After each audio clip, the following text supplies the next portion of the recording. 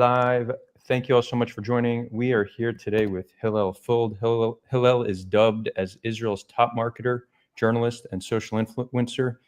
He's worked with leading tech entrepreneurs, investors, and visionaries to accompany them on their journey from idea to revenue. Since October 7th, Hillel has been dedicated to utilizing his skills, team, and connections and abilities to promote positive messages about Israel and the Jewish people and combating anti-Semitism through social engagement. Hillel, it's great to have you here. Thanks for having me, man. This is a first for me. I'm not going to lie. I never did this before. Awesome. Well, hopefully the first of many, you know. Who introduced us again? Remind me. A mutual friend of ours, Sar. Oh, okay. Yeah. Sar asks. He asks, and you know, I'm not going to say no to him. So let's do this. Yeah, we could give him an official. Actually, I don't know if he wants us to drop his full name, but shout out to Sar, great guy. Yeah. So, you know, I've been having. We called this Israelis debate Gaza. I'm sure we'll get into Gaza in the short time we have here, but I've been debating Gaza now for 2 years. I kind of want to start someplace else. I saw a video you recently uploaded, and I think your message was all Jews need to come to Israel ASAP. It's the only place we could be safe.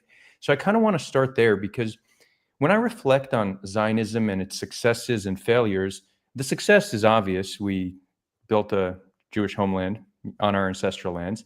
The failures, in my opinion, one is that our safety still requires us to oppress another people, but I also am not convinced that it's making us safer. So I kind of want to start with you making the case that this is making us safer and that all Jews should come here because they'll be safer here in the land of Israel than abroad. Okay, so first of all, I strongly object to the word oppressing another people, but we'll get into that. I think, you know, I'm going to leave out in this entire debate the fact that I wear a kippah on my head and that I'm an observant Jew, because my initial answer to you is, this is Israel, we're Jewish, we need to be in our homeland. But obviously that's not going to satisfy you for this debate, nor will it satisfy many of the people that are watching. So I'm going to put that aside for 1 second. So, you know, in the business sector, if you're analyzing the health of a business, are you going to look at the current revenue and the current milestones, or are you going to look at the trajectory of the company and where it's headed? Or I'll say it a different way. How does any investor determine the valuation of a company? Why is Tesla, for example, worth infinitely more than Toyota or Ford, even though Toyota and Ford are selling more cars? And the answer is, of course, the trajectory, right? It's where we're going, not what's now. No entrepreneur would say, how successful is the company? Well, let me open my books and see what we made this year. We look to the future. Same thing with Israel. Where's there a future for the Jewish people? Now, I'm not sugarcoating or denying or minimizing that we had October 7th, that we're at a war, we're in an existential war, we're surrounded by enemies. You know, I can't deny that. No one can deny that.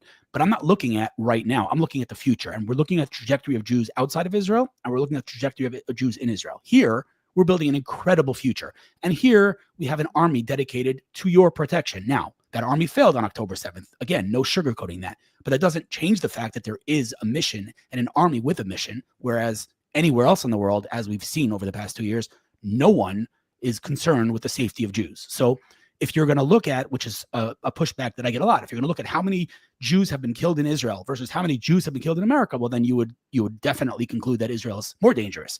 But that's, in my opinion, not the right way to look at it. This is our home where we have a Jewish government, a Jewish army. And I don't, forget the word Jewish. We have our army and our government.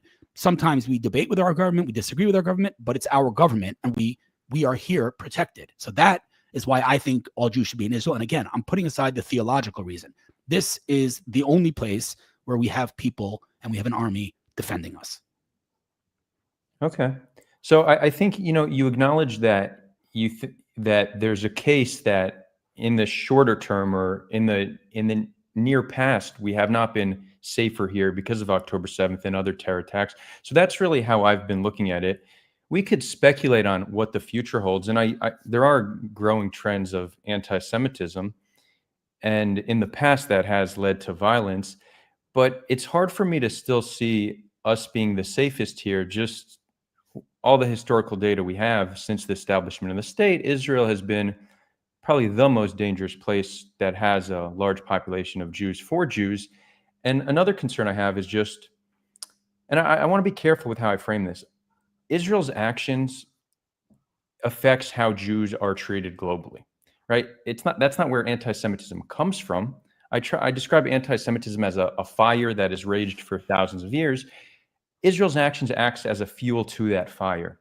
So the way I see Zionism, and put aside, you started by saying, well, it's our land, we should live here. Let's put that aside for a moment. I'm just talking about the practical implications. It seems like currently it's a land where we're not the safest, and its existence and our actions are making Jews around the world less safe. And that concerns me. Adar, that's your first name, right? Yep. Okay. I'm really sorry for what I'm about to say. Like, really sorry. I apologize profusely for what I'm about to say.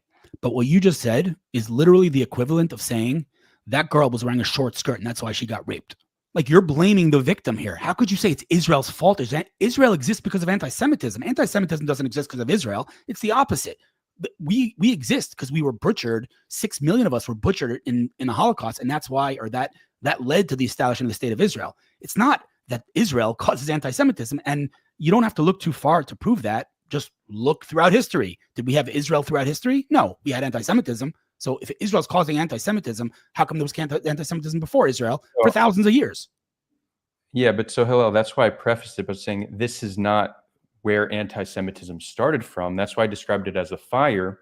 But it is interesting because this is the pushback I get every time. But I'm happy to use your analogy. We should never blame a woman for being victim of sexual assault, but it wouldn't be it would still be wise if you had a daughter to advise her to not walk in a dangerous neighborhood because it will increase the chance that she's going to be victim to sexual assault. That's not blaming her. That's grappling with reality for what it is. And I think maybe a better analogy, the history of Islamophobia is not quite like anti-Semitism, but there's a history of Islamophobia that's existed since Islam's existed. There's no denying that 9/11 and Islamic terror attacks increased Islamophobia globally. So could you imagine if Muslims were talking amongst them and one Muslim said to someone else, he's like, look, I think these terror attacks are increasing Islamophobia. And they're like, no, how do you explain Islamophobia pre-9/11? Well, that doesn't negate it, right? There's still cause and effect. There's still things that fuel the fire, which is this hate. So I'm not blaming Israel for anti-Semitism, but I'm acknowledging reality for what it is. And when there's human rights abuses happening, being committed by the Jewish state in the name of protecting Jews, and the majority of the world's Jews are supportive of this, that clearly has an impact on how people perceive Jews. The same way when Muslims widely support terror, it increases Islamophobia. I think it's the same thing. Okay, so wow, let me dissect that for 1 second. Number one, if we're going to go with the analogy of sexual assault, yeah, I would not recommend my daughter go in a short skirt in a horrible, horrible neighborhood. But what happens if she tried every other neighborhood and she needs to get somewhere and that's the only place to go? Would you really tell your daughter, sorry, you can't wear a short skirt? I mean, I hope you wouldn't tell your daughter that. And the answer is, yeah, if we tried everywhere and everything else was safe and there was no anti-Semitism in history, we weren't butchered, we weren't massacred, we weren't persecuted, then yeah, what are you living in such a dangerous place for? But history shows that every other place persecute us. This is our only place. So we're here and doing what we need to do.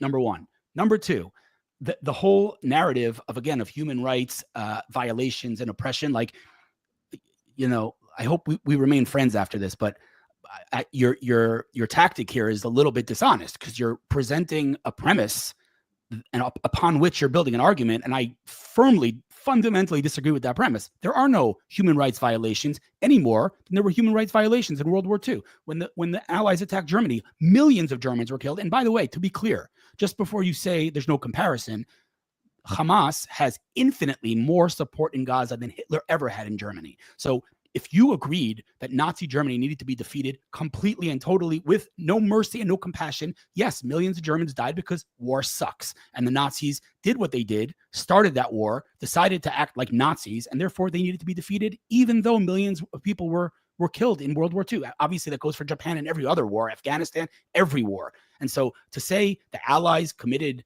human rights violations? No, they fought a war. And in this case, we're fighting a war after we were attacked unprovoked. We didn't ask for this war. We didn't ask for we never started any war. So we're not committing human rights violations. We're defending ourselves. We're protecting ourselves against a society. And I'm saying a society, not an organization, a society that is deeply indoctrinated. And according to all polls, if I'm being conservative, 70 to 80% of Gaza supports October 7th. To me, that is a society that is rotten to the core and needs to be denazified, not pinpoint, and oh my God, there's a person there. Let's assume he's innocent. No. The assumption is that you're guilty in Gaza until proven innocent. And that is why we had thousands of quote unquote regular Gazans come in on October 7th. That's why we had thousands of others spitting at the hostages when they were coming in, and thousands of others trying to lynch the hostages when they were coming out. And we have polls. The society in Gaza is guilty as a society. Are there innocent people? Of course there are innocent people.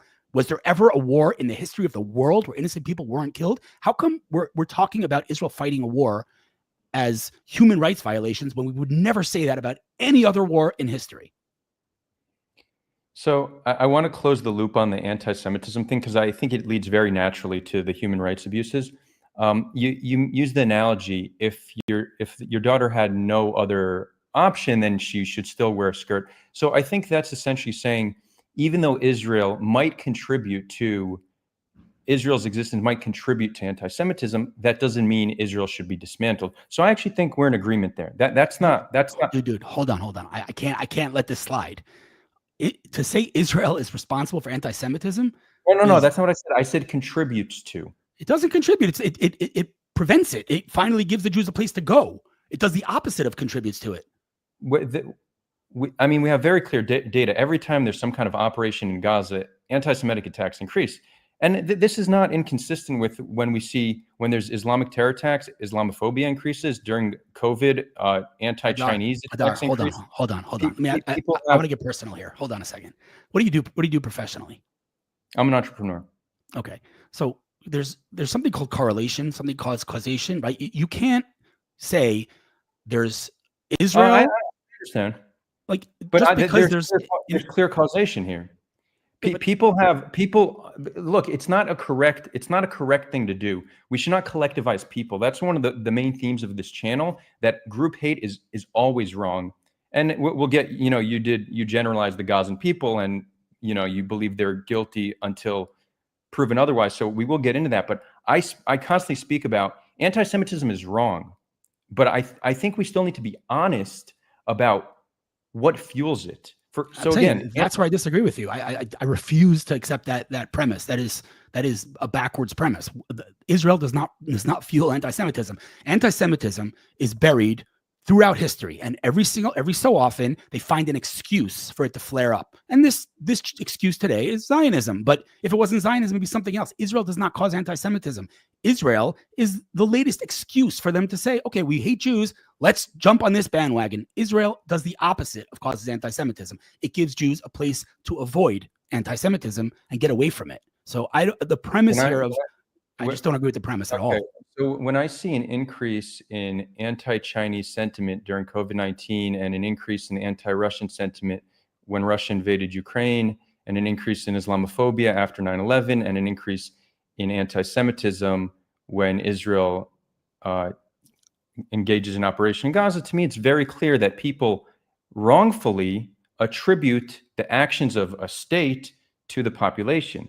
So we could acknowledge that it's wrong, but I think we need to acknowledge that there's a cause and effect here. Anti-Semitism existed before Israel, but that doesn't mean that Israel's actions doesn't play any role in how people feel about Israel. Right now, we're in a situation where Israel is committing human rights abuses, and you could say it's like any other war. We'll get into that. They're committing human rights abuses. People are seeing daily videos of dead children, and you have the majority of the world's Jews are supporting this. That very clearly is going to contribute to how people feel about Jews.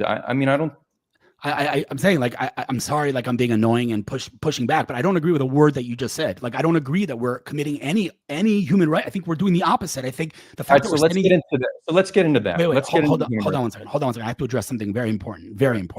But let's put that aside for one second. I have to just verbalize that I do not agree that we're committing any human. I think we're doing the opposite. I think we're sending in way too much aid. We're being way too kind, knowing full well where that aid goes. No other army in the history of the world put in this much aid into an arm. And if, by the way, to be clear, if October 7th, if 40,000 Americans were killed in one day from Mexico wouldn't look like Gaza. There would not be a single building standing in Mexico, not a single. It would be flattened, and every single person in Mexico would go meet their creator without exception, with no mercy. So what Israel's doing in Gaza is anything but human rights violations. We're being way too kind. But I have to address one more thing before we go on, because again, something that you did kind of subtly is that you threw Islamophobia into the mix of anti-Semitism. And again, that's a premise that I strongly oppose, and I'll tell you why. The word phobia has a meaning in the dictionary. It means an irrational fear of something. According to all available data by the Pentagon, out of the 2 billion, or let's be conservative, out of the 1.8 billion Muslims in the world, 15 to 20% of them are radicalized. But let's go to 10%. All right, let's say it's 10%, which it's not. It's more, but let's go with 10%. That's 180 million people who are dedicated to the destruction of the West. And when they yell Allah Akbar, they're doing what they're doing in the name of Islam. To fear that religion that has 180 million members dedicated to my death and your death in the name of Islam is irrational. That is the most rational fear in the world. It would be irrational not to fear that religion. So I don't agree with the very word. The term Islamophobia is a paradox. There is nothing irrational about fearing Islam. This is similar to people saying, I can't be anti-Semitic because I'm a Semite. These are terms that we agree upon that mean things. And Islamophobia does not mean an irrational fear of Islam. It means anti-Muslim sentiment. The same way anti-Semitism does not mean against the Semitic people. It means anti-Jewish sentiment. So I don't think we don't need to get caught up in phobia. Phobia is a fear. People are scared. Yeah, that's the term, transphobia. No one's, transphobia doesn't come from a fear of trans people, right? Okay, it's just call it discrimination. Fine, I'll take that. I'll go with that. So call it discrimination. I don't like getting caught up on terminology because I think it's more about just being able to communicate ideas. Okay, but hold on. I'm going to let you go. I promise. I'll let you go on in a second. I just want, again, I can't let this slide because then I'll feel afterwards, why didn't I say something? Forget the word phobia. Again, if you are standing next to a Christian who says the words, praise the Lord, you smile because he's praising the Lord. If you're standing next to a Jew who says, Baruch Hashem, he's thanking God. If you're standing next to a Muslim who screams Allah Akbar, what do? You run for your freaking life. That is a fact of life.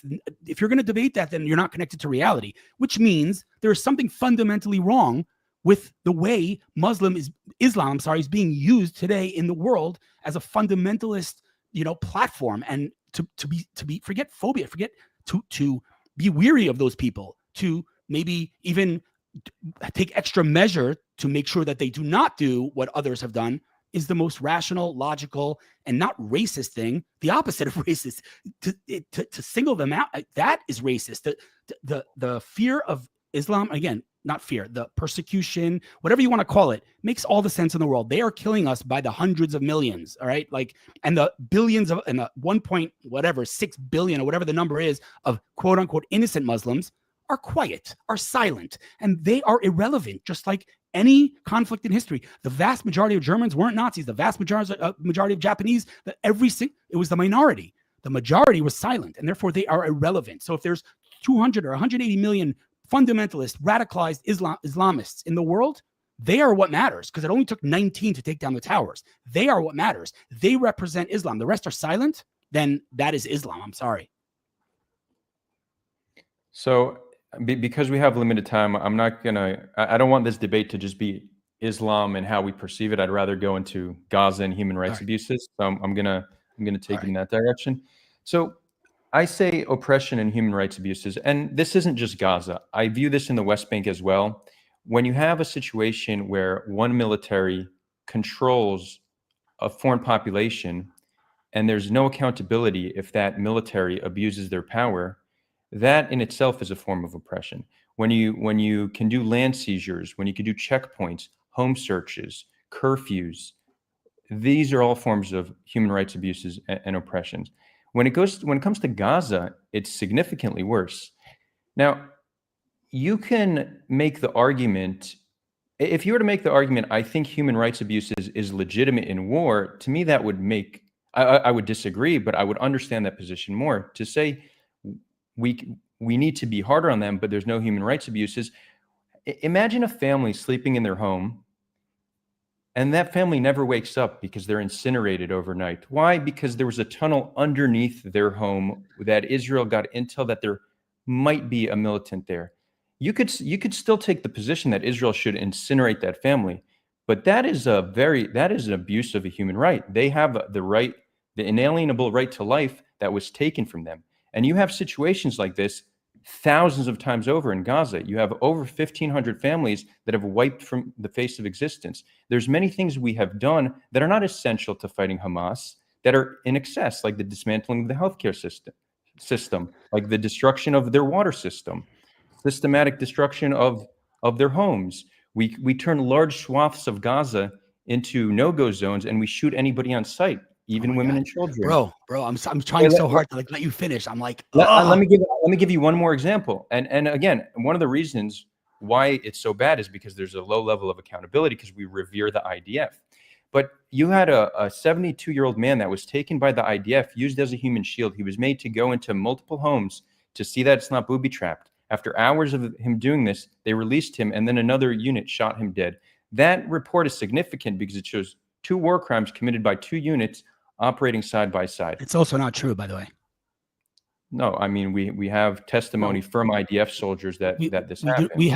96% of the things that you just said are all fake news, in my opinion. I mean, just from my sources, and I'm working directly with the IDF, directly with the Knesset, directly with the foreign ministry. I know when Israel messes up, everything you just described is based on Hamas propaganda, and none of that exists, in my opinion.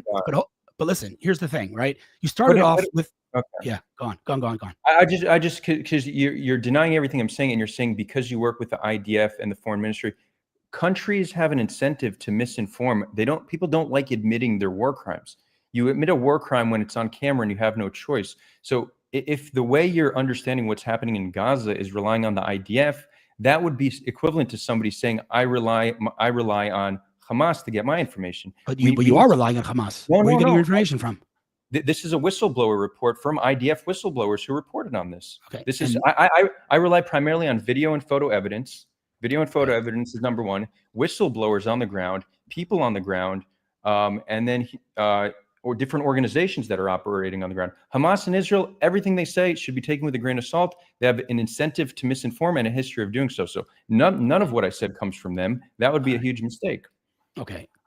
All right. By the way, I don't do debates because my blood pressure is like not healthy for me. All right. First of all, let's just go right for as long as you need. Let's go right from the beginning. West Bank is not a word. Let's not use the narrative of the world. It's called Judea and Samaria, and the reason it's called Judea is because we come from there, Jewish people, and the reason the world calls it the West Bank is because admitting that it's called Judea admits that we're indigenous to this land. So I'm not going to give into the lies of the world. It's called the West Bank by the world. We call it Judea and Samaria. We being the Jewish people who came from Judea. So I strongly oppose the term the West Bank. That's number one. Number two, putting up checkpoints. When did we put up checkpoints? We enjoy putting up checkpoints. You think I want my kid? You think I wanted a guard when I was in the army? You think we wanted this? We take Gaza as an example. As you know, 2005, we handed them a silver platter. What did they do? What did they do from Judea and Samaria? We didn't put up checkpoints for fun. We put up checkpoints because they were blowing freaking cafes up, blowing up my friend and my brother. And my brother was murdered because a Palestinian kid, and who, by the way, I'll call him an Arab kid because whatever, not going to get into that now, came for no reason. He wasn't oppressed. He was living a very affluent life. He lacked nothing. And he woke up one morning and said, you know what? Today is a good day to kill a Jew. And so he did. So putting up checkpoints, that's not oppression. That's called self-defense. And that is historically factual. We didn't put up checkpoints. We didn't surround Gaza. There was no blockade. We gave it to them. But they elected Hamas and began to attack. And then we put up a blockade. The world so conveniently forgets the chronology of what happened, the chronological facts here of what happened when. We didn't just put up checkpoints. So again, you're taking things out of context. You're saying, look, there are checkpoints. You must be oppressing them. No, we did not have checkpoints. They started blowing up cafes. And so we put up checkpoints and then decreased those terrorist attacks by 90-something%. I can get you the statistics. So that's first of all. Second of all, it's very, again, I have to give a disclaimer. Everything I say here is no personal attack on you. I'm sure you're a great guy. We'll get coffee one day. But you're acting like a demagogue when you say there's a family lying in bed and they're blown up. Dude, come on. My kid's in Gaza. Every house has weapons in it and terror tunnels dug under it. What exactly is innocent about a family that hides weapons in their kid's crib? How do these are not innocent people that are just blown up for the fun of it. These are people who are harboring terrorists, this is again from testimony from all the hostages that were let out, being held in the houses of doctors and journalists. They're literally holding our hostages. So are there innocent people that were killed in Gaza? Of course. And anybody who says not is delusional. But again, that is any war. Israel has gone to, in my opinion, illogical and immoral lengths. Immoral, I want to be very clear, immoral lengths to prevent civilian death, including, by the way, sending in one single foot soldier. We should not have sent in one. There should be no Golani, Givati, Tzanchanim, Nachal, none of them. None of them. We have the Navy, we have the Air Force. You attacked Gaza, you came in by the thousands, and you killed 1,200 of our people. If this was America and 40,000 Americans were killed, you'd be gone, every single one of you. And that is what we should do. We should definitively win this war, and we should do whatever we can from the air, not to attack civilians, but if there's a ticking bomb, a terrorist who's setting up a camera in the hospital like the other day with 6 known terrorists around him, we're going to attack. And if innocent people are killed, that's on Hamas, who used those innocent people to try to prevent us from attacking. It's not on us. We are eliminating evil in this world. And to think that eliminating evil is immoral is the epitome of immoral. We are doing everything we can to minimize civilian deaths. In fact, I think we're doing too much, as I've said, but nothing that we're doing is intentionally targeting civilians. And as far as that specific case, I know the story. I've read the story. It came, in my opinion, from not a legitimate source. But even if, I'm going to go with you on this, even if that's true, you're taking an isolated event, and you're generalizing that Israel's committing war crimes. It's very much like, I'm sure your opinion is, on settlers, right? Evil settlers. Let me tell you something. All my brothers are evil settlers, all right? Their entire communities are phenomenal people who have lost their sons and daughters in this war, and they're not evil anything. They're Jewish people building their homeland. But we're generalizing because there's 6 or 20 or 50 or 100 criminals.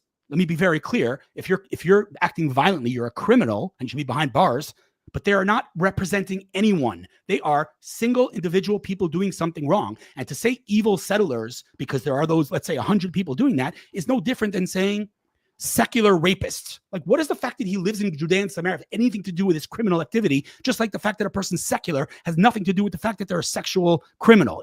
They're not connected. And to make that connection is dishonest. And to take a single case, which again, I'm not even going to talk about the fact that it is not a legitimate source, but let's go with it. Even if that happened, that's a specific incident that should not have happened if it did, but that does not reflect or illustrate what Israel as a country is doing. And if you're denying the fact that we're sent in millions and millions of tons of aid that are then either stolen by Hamas or delayed from going in from the UN and other organizations, then we can't debate facts. You're talking about videos. We have, literal friends of mine with their selfie cameras showing the hundreds and hundreds of tons just sitting there. And if you're talking about videos and pictures that you said, we've all seen videos, I have a very simple question for you, man. Very simple.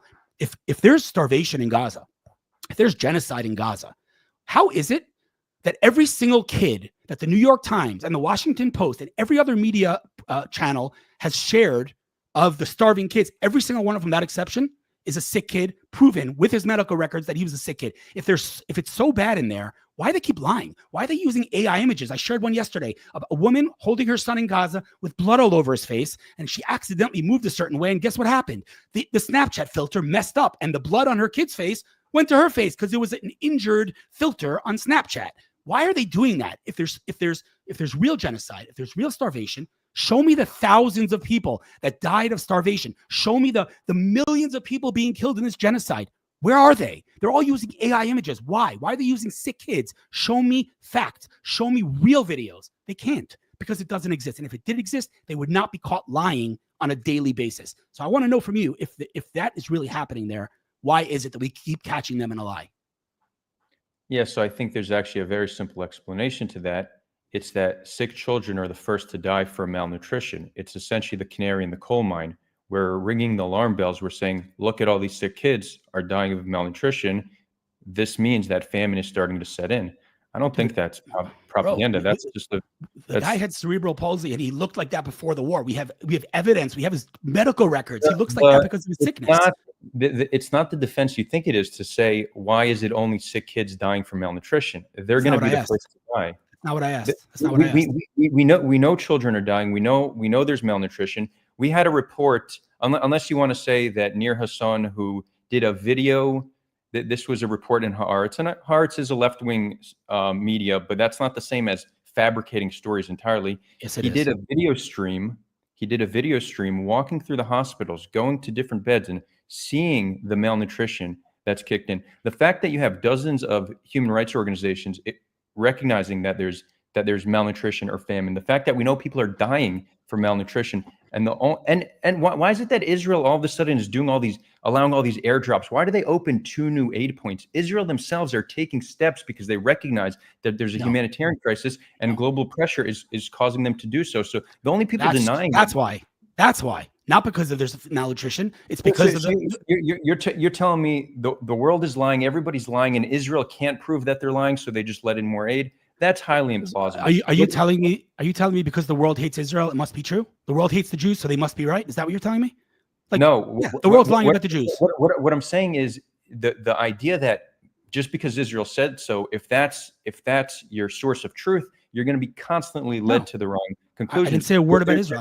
I never quoted Israel. I said my friend stood at the border, took a selfie video of the thousands of boxes that were sitting there waiting. Why are they in the sun waiting there?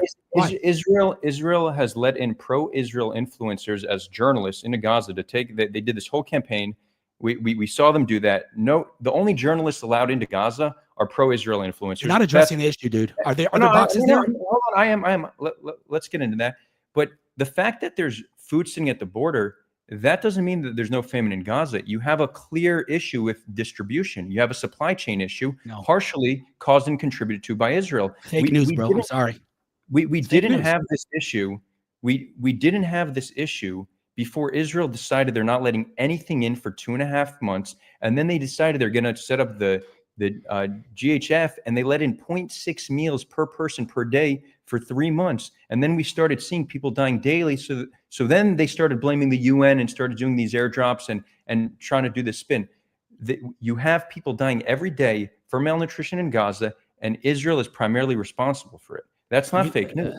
You're making a statement, you're making a declaration that's just, again, you're making that declaration. I can tell you that you're wrong, but you're wrong. I don't know what to tell you. Like, you're saying something and it's just fake news. It's just not true. If there was massive malnutrition in Gaza, again, we would have a list of 50,000 kids that died of malnutrition, not 6, and not 6 of them that all have medical records. Hold on, 400 and something people have died from malnutrition so far.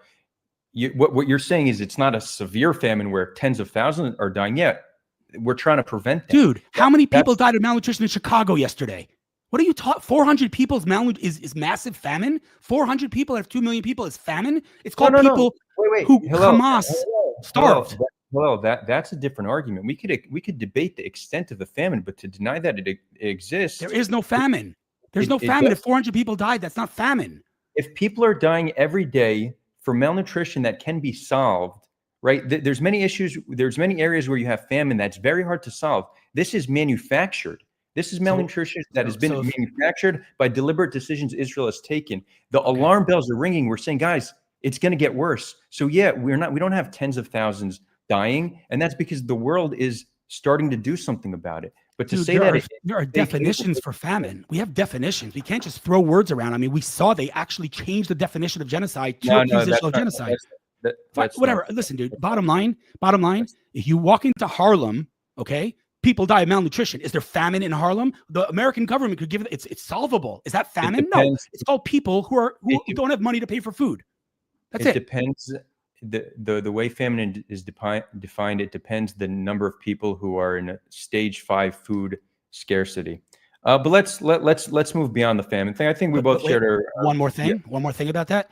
I'm gonna again, as you see, I strongly disagree that there's famine there. But I'm gonna again say to you, even if that is the case, which I'm gonna say clearly it isn't, but even if that was the case, again, who is blocking the aid? Hamas. This is well documented. Israel, I mean, you could look at I have the numbers of the millions of tons of aid that Israel sent in through the GHF, through its own borders. Of course, by the way, not a word about the Gaza border with Egypt. Another discussion, not for now. Why is no one asking them to send in food? Not for now. But there's people in Gaza that are hungry because of Hamas. Israel is 0% to blame for that. It should not have sent in aid because we're at war with the ruthless, genocidal maniac enemy. We should not be sending in aid, especially if it's taken, but we are. But it's being blocked and stolen, documented by Hamas. So if there's a single starving person in Gaza, it is 100% on Hamas and 0% on Israel. Add to that, that if 400 people died, which is a number that I never heard before, but let's just go with that. 400 people, 400 hungry people does not equal famine. 400 hungry people equals what happened in Chicago yesterday. So we have to be, precise in the words that we use. This isn't semantics. These what I call blood libels, by taking 400 people and saying there's mass famine, that leads to anti-Semitism in the world. That's the lies, not Israel. The lies that are being told about Israel, especially magnified, exponentially by when it's told by Israelis and Jews who are saying these things. Of course, the world is attacking Jews because ourselves, we don't respect ourselves enough to say that we should win this war. Instead, we're saying, oh, what about that starving kid who isn't really starving because he has a medical record that he looks like that because of his cerebral palsy. But oh my God, Israel's starving because there are 400 people dead. It must be Israel's fault. It's not Israel's fault. There's no famine. There are hungry people because Hamas is blocking aid. That's what's happening. The rest is propaganda. It's fake news. I'm sorry. I know that you don't want me to keep pulling that card, but there's no other way to describe just a blatant lie that's on camera. No, I mean, it's by the way, one more thing. You keep saying Hamas is stealing aid, but that's actually something that's not documented. We know armed gangs are stealing aid. And Israel themselves said that they don't have proof of systematic theft of aid by Hamas. This is just one of those narratives that we see on Twitter. And same thing with this whole, what about the Egypt border? That's like an Elon Levy myth. I don't know why he keeps promoting that. There is no border with Egypt. Israel controls that border. We do have aid coming in from Egypt, but Israel... Whoa, hold on. We control Rafah border. We control the Rafah border. Egypt can't just let aid in.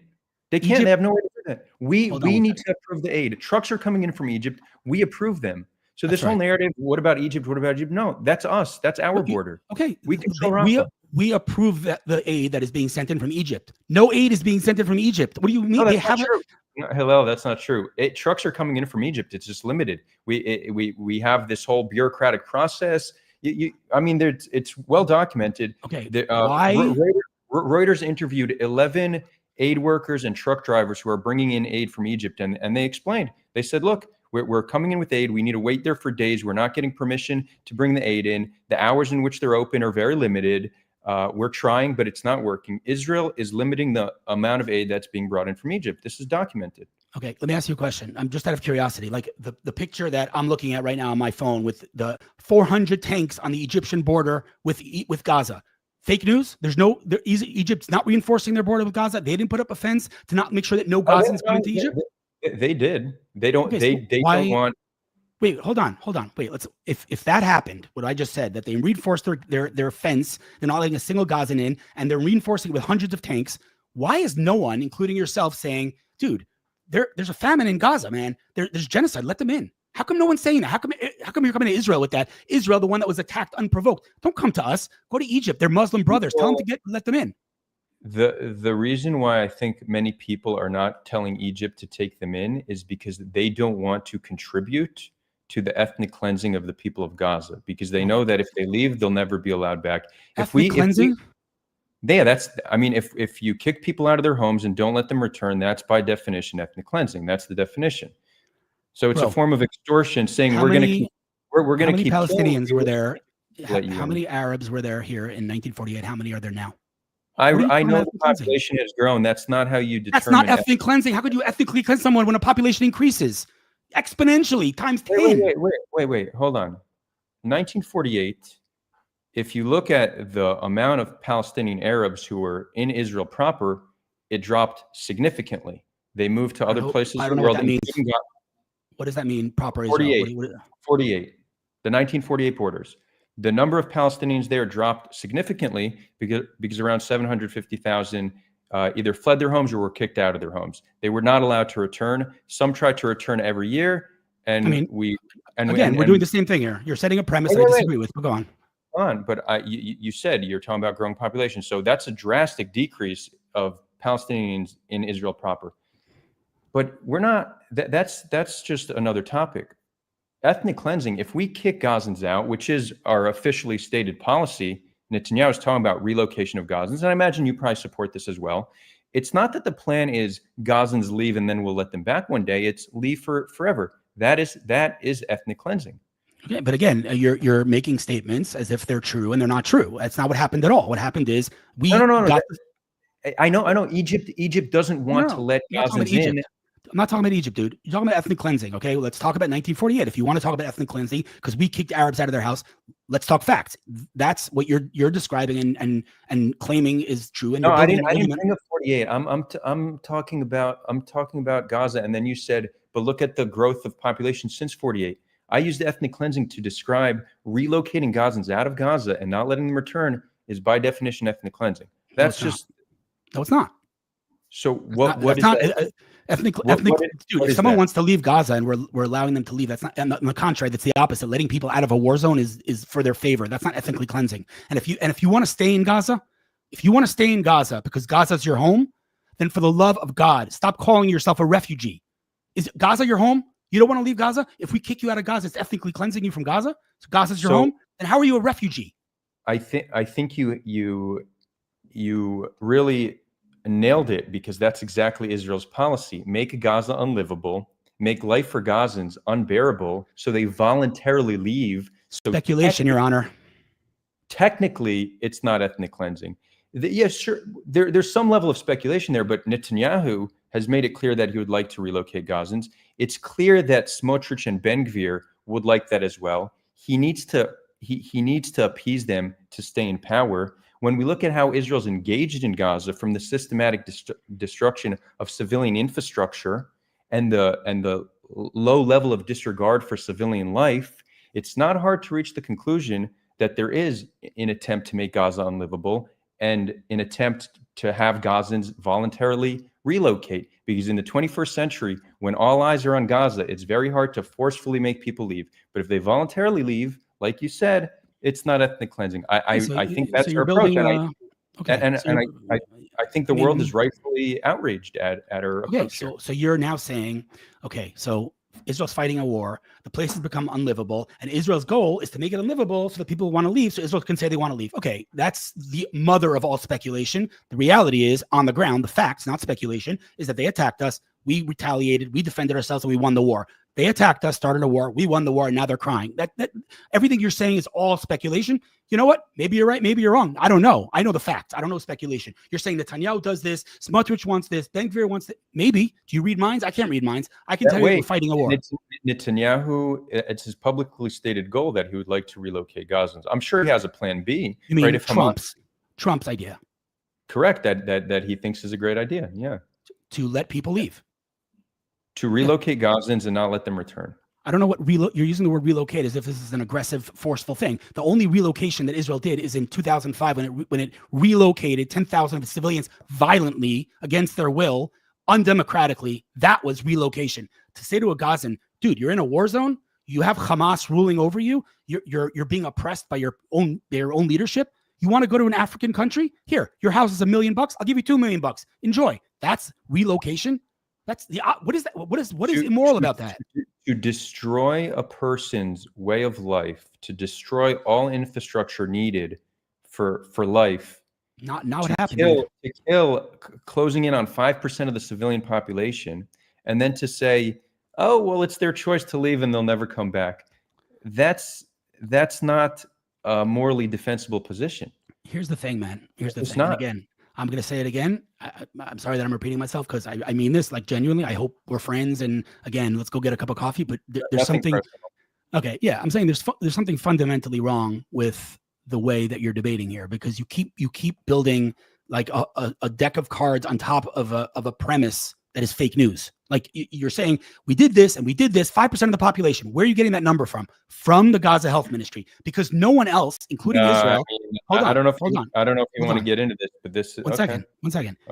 Is there right now any formal official casualty numbers coming out of Gaza other than the Gaza Health Ministry? No one has given numbers. That is the only source coming out of Gaza. There's speculation. There's rough estimates. There's all kinds of things.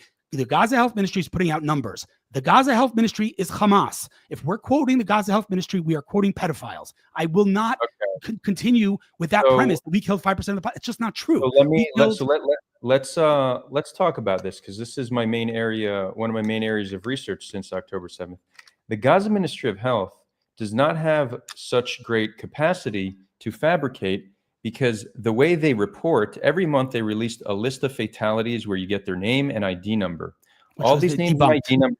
No, it hasn't been debunked. I've been debunking the people claiming it's been debunked, and instead of having the courage like you have to come here and debate me, I see this. I saw the names, bro. I saw the names on the list, and then I saw the picture of the person in Gaza months later. Like, it's just they're putting people on the list that are just not dead. You could send me that, but hold on. Let me get into this.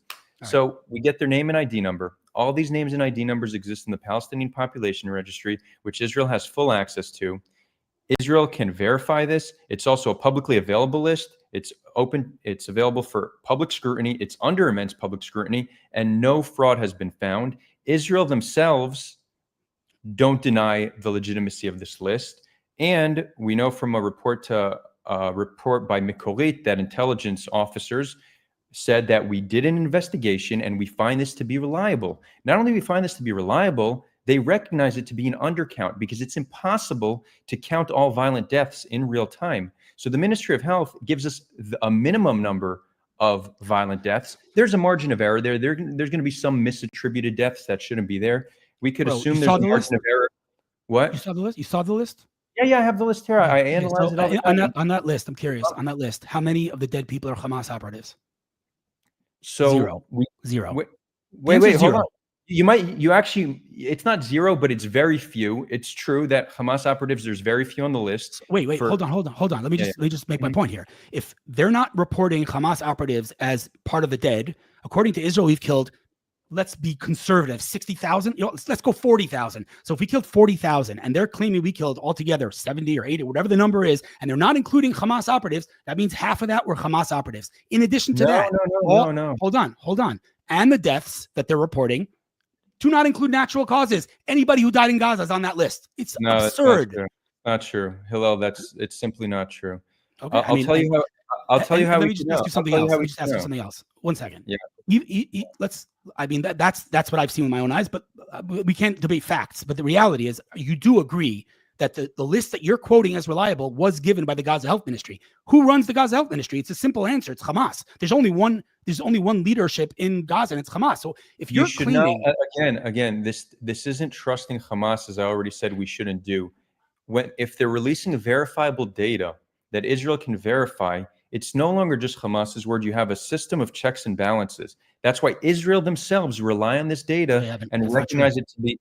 I don't know how do you continue. It's not true. Like, Israel did not agree with the Hamas numbers. Israel says that we've killed probably the lowest ratio in any war ever. It's the highest. The civilian to combatant ratio is the highest in the 21st century by a significant margin. That's based on Hamas numbers. No. Look. It's Hamas numbers that Israel themselves rely on. You keep saying that. It's not true. Israel did not agree with the Gaza Health Ministry numbers. Israel never agreed with that. That's just pure propaganda. Wait, hold on. Israel, more than anybody, has capacity to let us know if there's fraud in this list, and they have not said that publicly. Yes, they have. I will send you. Find it. You can find it. Secondly, a whistleblower report that reported to Mikorit said, we reviewed the data, we did an investigation, we find it to be reliable, and we also recognize it to be an underestimate. So no, this is verifiable data that's public for anybody to scrutinize, and no fraud has been found. There's a margin of error that should be expected. This is an undercount, but there are very few militants you could see here, because I don't know if you want to get into this chart, but I put this chart together based on the available data. There's very few militants on this list. It's possible militants are not being added to the list because they're buried in tunnels and they're not being reported on. It's also possible that Hamas is asking the Ministry of Health to not report on militant deaths because they don't want to give Israel intel into who they killed. But then how is this accurate then? Well, it gives us a minimum. It helps us establish a minimum number of civilians killed. We don't know. No, it doesn't. It gives us a number of dead people. We don't know who those people are. Wait, so let me tell you how we know natural deaths. This is one of the most preposterous claims that Andrew Fox invented, and people just ate it up. There's no basis for the natural deaths. Natural deaths overwhelmingly are very old, right? So 70 plus and 0 and 1 year olds. There's no unusual spikes of deaths in those ages. If they were adding natural deaths, we would very clearly see this in the data. It's possible there's some natural deaths in here, but the data very clearly shows us that there's not just natural deaths added. Where are the people who died in Gaza? How are they not on this chart? Where are they? Where are they? Where are the people that died of a heart attack? Where are the people that died of? You're in a war zone. You could die of that. You go into shock and you die. You die of a heat stroke. Yeah, right? Where are they? Most of those people are not on this list. Correct. That's because they're not counting them, and they are part of the people that died in Gaza, as are Hamas operatives. So if you're telling me that Israel killed 100,000 people, this is a minimum. This allows us to understand the minimum amount of civilians that have plausibly you keep saying civilians, dude. There's no proof that they're civilians. What does civilians mean? I'll tell you how we could know that it's overwhelmingly civilians, because we see excess male deaths of military age doesn't leave room for many militants. So yes, we know that this is overwhelmingly civilians. Combatants either are not all too many have been killed, or they're not added to the list. But yeah, this helps us establish a minimum baseline of civilians killed. But we know that you can't report 100% of violent deaths in real time. And we also know that indirect deaths, those killed from malnutrition, hypothermia, disease, are also not added. Maybe some are, but most aren't, because again, indirect deaths overwhelmingly affect very young and elderly, and we see no unusual spikes in the data. So we have two facts here about this list. One is that it was provided by Hamas. That's undebatable. You could say Israel, verified it. Strongly disagree with that. I've heard the exact opposite, but I'm not even going to argue facts with you. We have two facts about this. One is that it's provided by the Gaza Health Ministry. Two, that it does not include operatives, innocent people dead. Any other death in Gaza is not on this list. So you have a list of a zillion people who died. You have no idea who these people are. Not to mention, let's go back to the beginning of the conversation, that what you're calling a civilian, documented evidence, we have the doctors, we have every professional, the journalists, all of these guys, unless you're telling me that you do not believe the hostages that were released, that they were held in these civilian homes. More civilians came into Israel on October 7th than Hamas terrorists. So what are you even calling civilians? What is a civilian? My brother was murdered by a civilian. He was a 16-year-old kid. Is that a civilian? He's a terrorist. His age is irrelevant. He's of zero relevance in any way, shape, or form. A kid in Gaza who picks up a gun, who picks up a knife, who does anything violent is a terrorist. I don't care what age he is. I don't care what gender he has. I don't care if he's wearing a press jacket or scrubs. That is not a civilian. That is a terrorist. And anybody who supported Hamas and voted for them, terrorist, and deserves to be killed. Anybody who came in on October 7th, terrorist, deserve to be killed. Anybody who spat on the hostages, terrorists, deserve to be killed. You're counting all of these people that I just mentioned as civilians. That's not a civilian. That is a terrorist. So if you look at the number of casualties, and you could take all of those casualties and take away all the things that I mentioned, the natural deaths, the civilians that are actually terrorists, Hamas terrorists, you're left with the lowest ratio in history of warfare ever. And that's not me saying that. That is well-recognized military strategists that have been in Gaza. Yeah, John Spencer and Andrew Fox, who lie for a living. They're both liars. You say that. All right. I mean, John Spencer is a very well-recognized war expert in the world. I've thoroughly debunked their claims, and they refuse. You at least have. What about Richard Kemp? What about Richard Kemp? Again, he's a pro-Israel. He's a pro-Israel influencer. These do you see what you're doing though? You're dismissing anything that disagrees with you as he's a liar. He's pro-Israel. No. Because wait, hold on, bro, hold on. You said before, because I forgot to say this before. You said before, Richard Israel Kemp, did this. Israel did this campaign with pro-Israel advocates and sent them into Gaza. Bro, my friend Eitan Fishberger with his iPhone, all right? Yeah, he's another one, exactly. Hold on. Bro, but you can't just dismiss everything you disagree with as propaganda. What did he do? He hacked his phone to show the boxes behind. They weren't really there. They were AI. There were millions of dude. The video is you cannot is indisputable. So you're saying he's a pro-Israel activist, so he's lying? No. Wait. You see it. It's hard evidence. What are you even talking about? No one's disputing the fact that the boxes are there, but there's a class of people who have credentials, ex-military, who they will never criticize Israel. They won't condemn something Israel does. And they're propped up by the pro-Israel establishment and the pro-Israel masses because it's essentially an authority figure agreeing with them. John Spencer and Andrew Fox have been caught in lies. They never go on the record. Whoa. They've been caught in lies? Yeah, that disqualifies them. Hold on. If you intentionally mislead the public, really, and maybe it's unintentional, and then you get called out on it, and you don't correct that, yes, you lose credibility. Perfect. Thank you. Let me repeat that. If you get caught in a lie, deliberately lying to the public, you are no longer a reliable source. Thank you very much, Gaza Health Ministry. Nothing they're saying is reliable according to your own argument. I don't have anything else. That's all I got. You said it yourself. Again, they get caught lying all the time. We rely on verifiable data. You just gave a standard. You just gave a definition. Your definition, bro. You said it, not me. You said if someone deliberately lies to the public and gets caught, then they're not reliable. The verifiable data that the MOH releases, that verifiable data has not been caught in a lie.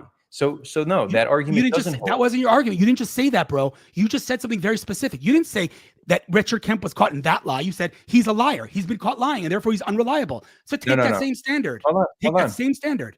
They've been caught in lies. Wait. Hello, I have that same standard. If an official from the Ministry of Health, and this isn't all the analyses I ran, if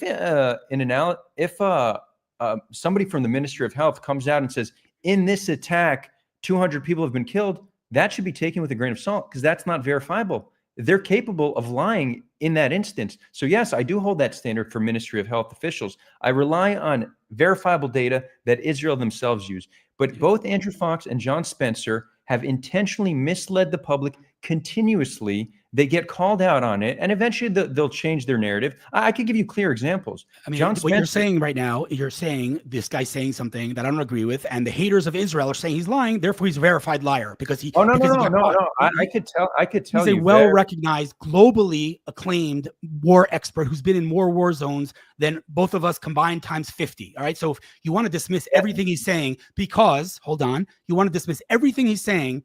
Because, and I'm going to, again, go with you, even though I disagree, but that because he got caught in 1, 2, 5, 10 lies. So therefore, everything he said is unreliable. Then apply that standard for every single person in the pro-Palestinian marches who are yelling things that are blatant lies. And if they're lying and they got caught lying, then you have to dismiss them as a source, just like you did with them. Otherwise, you have a double standard. That's a double standard. Thankfully, I don't rely on pro-Palestine protesters to know what's true or not. I realize we have a misinformation problem. It's hard to know what's true, but these people are not reporting accurate information. Let me just give you one clear example when it comes to John Spencer. Yeah, but I just got to tell you, we're over time, and we can do this again, but I got to go in like 2 minutes, but go, yeah. Okay, so I'll just, and then I'll give you the closing thoughts, and we'll wrap it up there.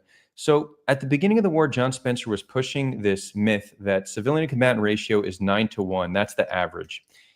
That's complete bullshit. It's not at all. It's closer to 1.5-1. If you look at urban combat from the past few decades, 1.5-1 is the average. So John Spencer was saying the average is 9-1 and Israel is 1-1. If you flip those numbers, Israel is closer to 9-1 and the world average is much closer to 1-1. Now, John Spencer, in his recent interview with Constantine and Francis, Trigonometry, he started by saying, I don't know why everybody's obsessing over civilian to combatant ratio. You don't do this in any other conflict. He's the one who started the argument on civilian to combatant ratio, making these false claims. Over time, he understood these are not defensible claims, that Israel's not 1-1, and that 9-1 is not the global average. So now he's shifting. He didn't acknowledge he was wrong. He didn't admit he made a mistake. He's just shifting the narrative and saying, why are we talking about civilian to combatant ratio? I'm sorry, that's just dishonest. He's not. He's not an objective actor who's trying to inform the public. Bro, you just speculated like 15 things. That's not what happened at all. What happened was the world was accusing us of committing genocide. He said, this is the combatant ratio, this is the ratio, and this is the average ratio. That wasn't, it was a response to the accusations of genocide. And then he went and he said that it's not relevant because no one talks about it in other wars. This wasn't him coming to the world and saying, hey, by the way, we have the lowest ratio. No, he was responding to the accusation of genocide. It wasn't of his own kindness of his heart that he came in and made that declaration. The fact of the matter is, and again, facts are facts. You think your facts are facts. I think my facts are facts.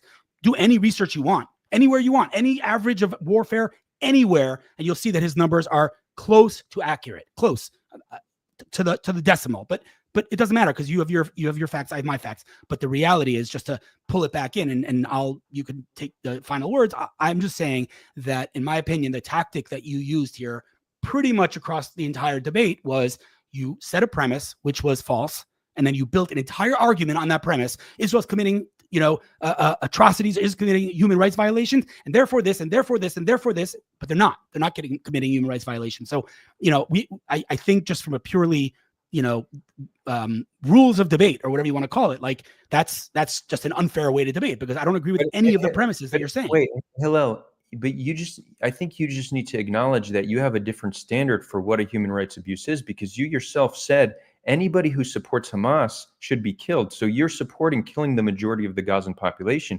So anybody who supported Hamas should be killed. You don't agree? No, obviously not. Wait, so if a person supported an organization that raped children and burned families alive, you're okay with that? That person doesn't deserve to die. He's not guilty at all. Can I ask you a question? Simple question. What were the Allies guilty of human rights violations in World War II? Yeah. Okay. I mean, obviously, we know that. We passed international. We don't know that. We don't know that. We absolutely do not know that. There were horrific human rights abuses committed by the Allies. I don't even think that's called war. The majority of Israelis support the mass killing of Gazans, yet I don't think we should kill Israelis. The majority of Gazans support killing Israelis. That doesn't mean we should kill them. People generally support harming their enemy. So no, I don't hold full populations accountable for the radicalization. We get radicalized by conflict, so we need to create conditions on the ground that de-radicalize. But supporting killing them, absolutely not. So I think I'll tell you something. We'll give you the final. This will be the you could have the final word. Have you ever learned Talmud? No. Gemara, Talmud? No, okay, so there's a concept in the Talmud where there's an argument about something, and then the Gemara asks, what are they actually arguing about? What is the point of debate here? Meaning, he says A, B, C, D, E, F, G, he says D, E, F, G. What's the actual point of this dispute? And we've now figured out the point of dispute. You think World War II and attacking the Nazis the way we did in defeating them was human rights violation. And I think there was nothing more moral in the world that every single German who voted for Hitler deserved to be killed in the most evil way possible. And every single Gazan who supported Hamas and who stands today in polls and supports October 7th should die a ruthless, no compassion, like the worst death imaginable. That is my opinion. You disagree with that. That is what we disagree on. To me, eliminating evil is the epitome of morality. So you support killing 70% of the Gazan population? I support, I'm not going to give numbers because the numbers are, again, fabricated. I support killing every person who supports Hamas. Every single person, in any way, shape, or form. You know that around over 70% of Gazans supported October 7th. Is that true? You're standing by that statistic? 70% of Gaza supports? Yeah. Mm-hmm. Okay. But wait, listen to what you're saying, bro. When you look at the poll, they also think war crimes weren't committed. So when you talk about these atrocities, their version of events, they don't think war crimes were committed. The same way most Israelis support what's happening in Gaza, they don't have a great understanding of the actual. Making equal signs between Israel and Hamas. We're not the same, dude. You got to stop doing that. Like I don't think we're morally superior to them. You don't think Israel's better than Hamas? Well, you're saying a country and a terror organization. The IDF killing 20,000 children. The IDF killing 20,000 children is not morally superior to Hamas. No, that didn't happen. You're setting a premise that didn't happen. We didn't get 20,000 children. We have their names. We have their names. You don't have the names because the names on that list are given by Hamas. But we're making circles here. I want to crystallize this because this is the end of the debate. I want to be crystallized here. So you're saying Israel is no morally superior to Hamas and the people who support Hamas in Gaza, and that the Allies were immoral and committed human rights atrocities and violations in World War II by defeating the Nazis and killing people in World War II. To me, I'm speechless, bro. World War II was a just war to be fought. You can fight a just war and still violate human rights. We've made nearly 100 years of progress, so we should hope that we learned from some of the human rights violations of World War II and not repeat them. And this moral progress is great, right? Because in World War II, 6 million Jews were killed. The world didn't blink an eye. Now when Jews are killed, there's global condemnation from institutions and media, at least in the Western world. Really? Wait. After October 7th, the entire Western nations all over the world, all the media, they weren't on our side. They weren't sympathetic. They didn't condemn it. Yeah, we've made moral progress. This moral progress. For how long? For how long was that support? Until they started seeing daily videos of dead children. We lost. Bro. I'll send you timestamps of literal telegram messages from your journalists on October 8th. What are you even talking about, bro? How did you even say that? You're talking about Gazan journalists. No, I'm not. No, I'm not. fringe left-wing activists. I'm talking about No, I'm not. the I'm not mainstream talking about that at political and all. media establishment was very False. sympathetic to Israel. False. False. Absolutely. Okay, Absolutely. and Unequivocally false, bro. in our next discussion, you could bring these receipts because I think the global condemnation and sympathy for Israel was very clear, at least in the Western world, and that's moral progress. The moral progress helps keep Jews safe, and we should build on that moral progress and not try to degrade You're it. you're flipping the reality here. The reality is Hamas are like Nazis, and therefore we need to eliminate them like we did the Nazis. It's not the other way around. We're not the aggressor here. We were attacked. Defeating Hamas is like defeating the Nazis. It's the epitome of morality. Don't flip it. It's not the opposite. We're not the aggressor here. They're not the victims here. They attacked us. They raped us. They abducted us. They murdered us, and we retaliated. Don't flip the chronology of the events here. You keep flipping it. It's not that. It's the other way around. Yes, we've made progress. No, history did not start on October 7th. It just didn't. It's true. October 7th was horrific, and it's not justified. And this is how I look at it. Palestinians have the right to resist. We have the right to self-defense. October 7th was not a legitimate form of resistance. Not a fair assumption. Our response was not a legitimate form of self-defense. I think that's a premise is wrong. Premise is wrong, bro. They don't have a right to resist, nor is there such a thing as a Palestinian. A Palestinian was Golda Meir. She was a Palestinian. That Palestinian Arabs that you're calling Palestinians are Jordanians and Egyptians, including the father of the Palestinian movement, Mr. Yasser Arafat, born in Cairo. So the Palestinians, first of all, is a false narrative in and of itself. But the Palestinians have a right to resist? What are you even talking? They murdered and raped and burned families. That's resistance? That's legitimate? Wait, Hillel, I just told you October 7th was not a legitimate form of resistance. The same way we have the right to self-defense, our response to October 7th is not a legitimate form of self-defense. And so if October 7th was not a legitimate resistance, then anybody who supports October 7th is supporting an illegitimate form of resistance. AKA, they're supporting terror. AKA, they are terrorists. What do you do with terrorists? You don't appease them. You don't make peace deals. You murder them. You eliminate them. You get rid of them. They're evil. The consequence for having a bad view is not death. It's not a bad view, bro. What are you talking about? They murdered us. Because no. You're not saying only those who murdered us should be held accountable. You're saying anybody who supported October 7th should be killed. That's right. Yeah. That is calling for that's essentially calling for genocide. Would you not agree? Wait, would you not agree that killing 70% of Gaza is genocide? No. No? No. If according to your data, 70%, what you said, 70% of Gaza supports terror, according to your data. If your data 70% supports terror, people who support terror need to be eliminated. And voting for Hamas isn't just, oh, they voted for this guy. They voted by voting for Hamas, you elected them to do October 7th. Only around 10% of the living Gazan population voted for Hamas, because most were, if you look at the numbers, I mean, most were under 18, most weren't alive, but they didn't change. They still vote for. I want to. I mean, there's a clear parallel. I know you're not going to accept this, but you have. This is the Hamas argument, and many of the most extreme anti-Zionists and anti-Semites say there are no innocent Israelis because look at what they support. They justify. I have super late to my next meeting, unfortunately. We have a lot more to talk about, but you can give the final word. And, final word is that you're making a parallel, which in and of itself is morally bankrupt. We are not the same. There's no comparing us. We are a people who all we ever wanted was to live in peace, including giving them Gaza, including the partition plan, including everything we've ever agreed to. We want to live in peace. That is our goal. That is our declared goal. That is our actions that reflect that goal. And they want one thing, and that is to prevent us from living in peace. That's the whole conflict. Congratulations, you're now a Middle East expert. We want to live in peace. They want to make sure we don't live in peace. That's the whole thing. The rest is secondary and unimportant. That's the conflict. I got to go because I'm late to my next meeting. I'm happy to do another one, but I got to take some meds next time to calm me down because I'm like, oh my God. Yeah, for sure. I think it's healthy though to get the blood pressure up once in a while. And for whoever wants to connect with Hillel, you can find his info in the description. And I'd be happy to do this again. So let's we'll do it, man. All right, man. And again, if I offended you in any way, I apologize. No. All right, this is what we do. All good. All right. Take care. Thanks for Have a great weekend. Bye. You too. Shabbat shalom. Cool. That was a good one. I think I'll stay on for a little bit longer. We'll do some Q&A. Actually, if anybody wants to hop on, we could do a call-in show.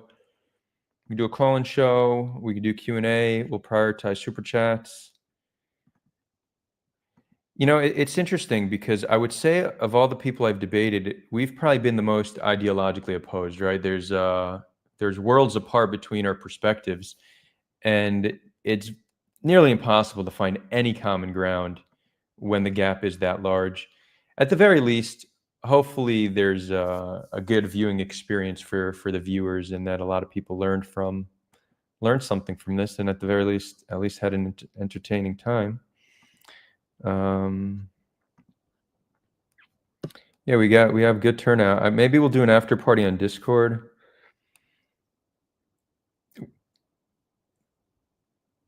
Okay, Q&A. Let them rip. Let them rip, guys. And a lot of people viewing this, Hillel is not an outlier in Israeli society, right? So he said a lot of things that are extreme, that most outsiders would view as quite extreme. That's not a fringe position in Israeli society, right? So it's good to be able to understand the perspective and how they view things. I mean, we got our work cut out for us. We got our work cut out for us. AS says, "How can you stay so calm?" I don't know. People ask me that all the time. It's just the conversation. Like sometimes I feel like I need to up the energy because I'm not doing the argument. I'm doing it a disservice by staying so calm. Like a little passion might help, but And I'll be honest. I think if I wasn't able to stay calm and if I wasn't able to engage on such a challenging topic in this way, I might not do it. It's I think one of the reasons I do it is because I'm able to navigate it with relative calmness. It doesn't mean it doesn't affect me, right? I get a lot of hate, a lot of backlash. That definitely sits on me, but not all too much, I would say. And I think we probably have a lot of new viewers, so thanks for tuning in. If you're new here, subscribe, like, share this with your friends. What's this channel all about? We do commentary on Israel, Palestine, and some other topics, but primarily Israel, Palestine. We host debates on different topics. Often I'm the one debating. Sometimes I'll host a debate. So next week I'm hosting a debate. Probably on Monday, I'm waiting for confirmation. I'll sometimes do analyses on different things. So I'm also going to do an analysis on the death toll. And that's another thing. It was, there's a lot of misinformation on the death toll, as we were able to see in this conversation. But the number of civilians killed in Gaza is over 80%. Over 80% of those killed in Gaza are civilians. And I think the data very clearly shows that. Again, if you could say there's no civilians in Gaza, then 100% are not civilians. But that's not how we should look at this. ITS is saying, what's the most people that were in your live at one given time? Well, years ago when I did the Noam Chomsky and Rudy debate, there were 1,000, right? 1,000 was definitely the highest. And then there was one time in 2021 where the algorithm boosted it to a bunch of Indians for whatever reason, and it hit 200 for like 10 minutes. But this is good. We're at 100 here just on YouTube, and I think we're at a few hundred on Twitter. So this is one of the better turnouts. So thanks for tuning in. €5 super chat from Dave Pendray. Again, I'm in the same situation. I cannot tell if that's a euro or a pound. I think it's a euro. It's my birthday today. Watching this was a birthday treat. Happy birthday, Mazal Tov. I hope it's a beautiful day and an even more beautiful year.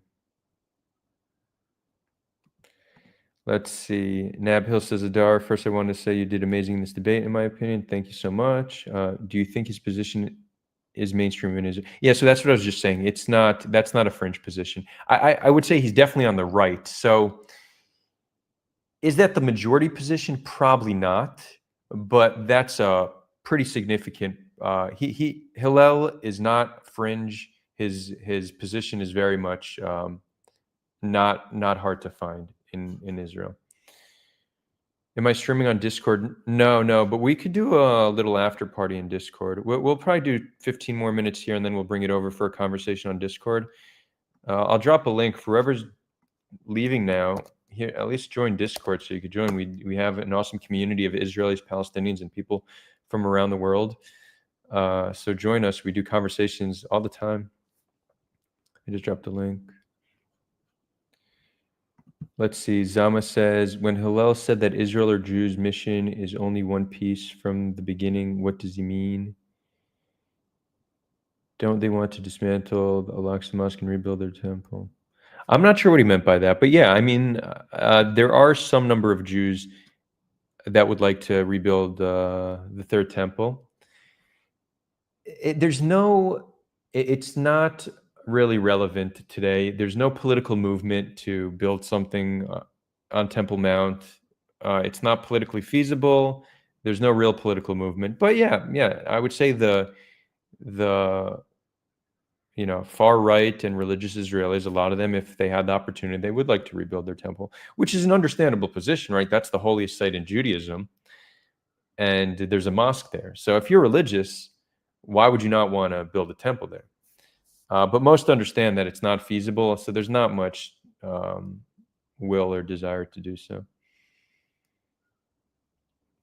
Let's see. I can't get to all the questions, so again, we'll prioritize super chats. Where on the spectrum of Israeli political spectrum is Hillel? So he's very comfortably in the right wing. Like, who does he vote for? I don't know, but it's probably Smotrich, I would guess. Smotrich, maybe Ben-Gvir, maybe Bennett. Probably one of those three is who he's going to vote for. So he represents, I would say, maybe 20 to 25% of the population that is in that camp. Right. Like recently a poll came out that showed 70-something% of Jewish Israelis believe there's no innocence in Gaza. They believe that to a large degree or to some degree. So again, that's exactly, he represented that position, right? Anybody who supports Hamas isn't innocent, so we can kill them. So that's not an uncommon position. Thought Radio said you should have mentioned the DNA studies on Palestinians to Hillel when he claimed we come from Egypt and other areas around. Yeah, that was at the very end. So that's a whole new can of worms. But Palestinians are indigenous to the land. And I consider Jews indigenous. We're two indigenous populations, We both, if you look at our DNA, we both come from this land and have mixed DNA from other places, but we both have a deep connection in this land. And the indigenous conversation, I think, is for the most part uninteresting because it's used to try to delegitimize one's right to land. So in that sense, it's just not productive. And let's say Palestinians aren't indigenous and Jews are. That shouldn't speak to their rights. The rights you deserve are not dependent on if you're a native population or an indigenous population. So in that sense, it's irrelevant. The only relevance I think indigeneity has is have it act as a unifying factor between us. Let's recognize that we're two indigenous populations that are currently in conflict, and we need to find a way to resolve that conflict. So I think it could be a good tool for unity, but anybody using the conversation on indigeneity to delegitimize one's right to land, that should be thrown in the garbage. We shouldn't take that seriously. If there was a way to rebuild the temple without destroying the mosque, would I agree to this personally? Yeah, I mean, I'm cool with that. It means nothing to me as an agnostic Jew, but if we could do that without it inflaming tensions with Palestinians and leading to violence, sure. I think it's good for people, again, religion, it doesn't speak to me, but I live in a land with primarily religious people, and they, part of building a healthy society is to allow for the fullest of freedom of expression in a way that doesn't infringe on the rights of others. Levy's saying Hillel is a Ben-Gvir supporter. Okay, so maybe you've seen that he's posted that. Okay.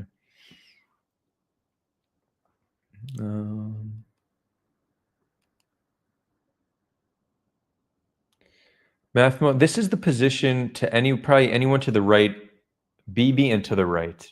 Now, maybe some in Bibi would not be that extreme, but yeah, that's not.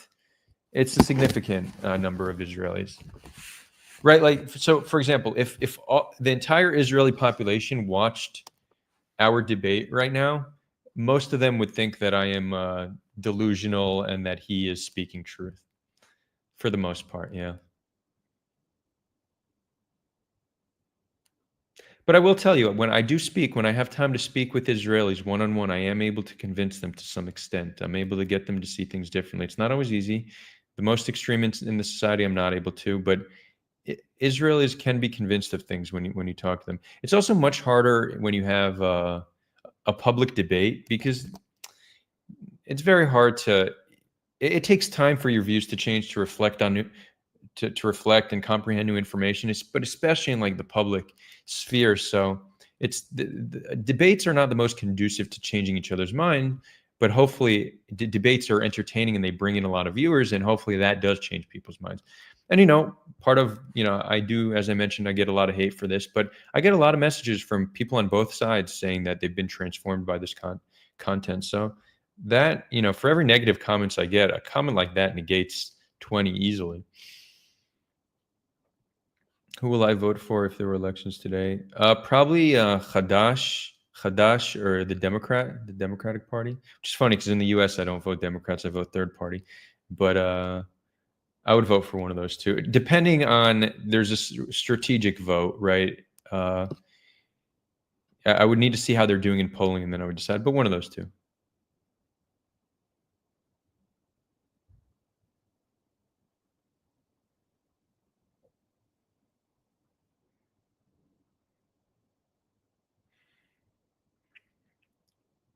You can see how it's getting darker by the moment. Nab says, keep debating this way. Staying calm is the best way to convey your arguments. Yeah, I think I will. I tried last week when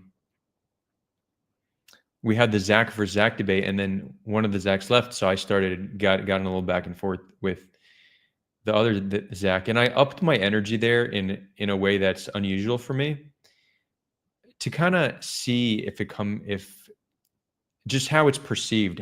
I didn't know how I would perceive myself in that energy, and I watched some of it back, and I actually did not like myself with that higher level of intensity. It didn't seem like me, interestingly. But I think some points they just land more when you make it in an impassioned and energized way, right? If I was ever invited to do like a debate at Oxford or whatever, I would need to have a different energy, right? This energy just would not work in an Oxford debate. But here in the comfort of my home on this super comfy chair, that's the energy.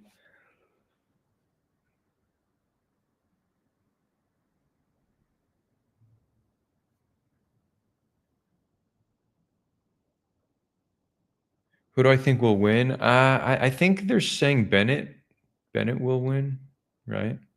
He's to the right of Bibi, so it's not like we should get rid of Bibi.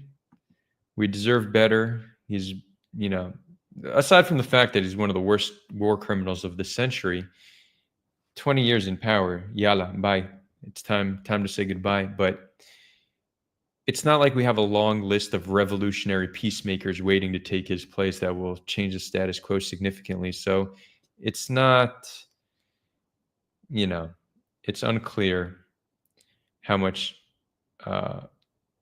confidence we should have in the next leadership. Bennett is to the right of Bibi, but he also does want to change the status quo. So who knows? Maybe he'll do something interesting. Maybe he'll annex the entire land and give everyone citizenship. I'm joking. He won't do that. But there is an interesting perspective saying that a national rights movement, which is currently what Palestinians are fighting for, right? They're fighting for their right to have their own sovereign state, is much harder to achieve than a civil rights movement, which is essentially them achieving equality within the system they live in.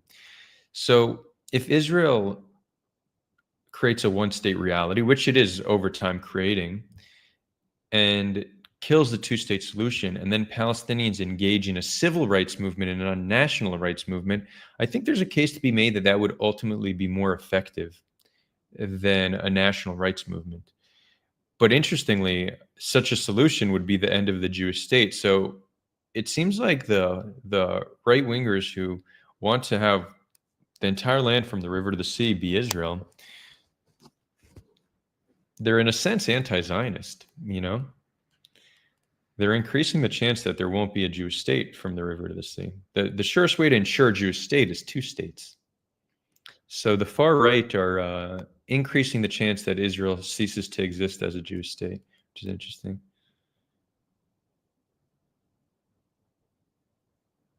Yeah, so right, you see, Dave says, I think it felt like Fuld was winning because of his passion, loudness, tricky, right? You see, so that's one perception. And, you know, possible others would feel that way. So there's definitely a cost at staying calm. Because a lot of people are convinced by the energy and not by the content of what's being said.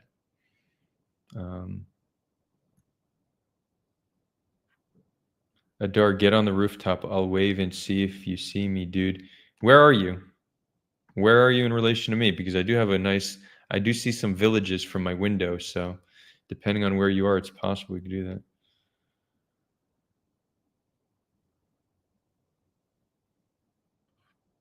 Levy says, LOL, Adar in Oxford, no disrespect. No, no disrespect taken. I don't see myself ever doing it. Although if I got invited, I would. It's just not my style. And I'd need to change my, I would need to change my, my approach.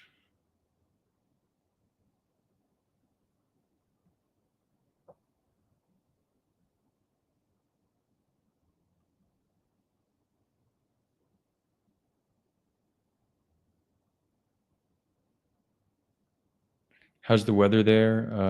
Oh, you're in the West Bank. Okay. It's pretty hot, but it's slowing down.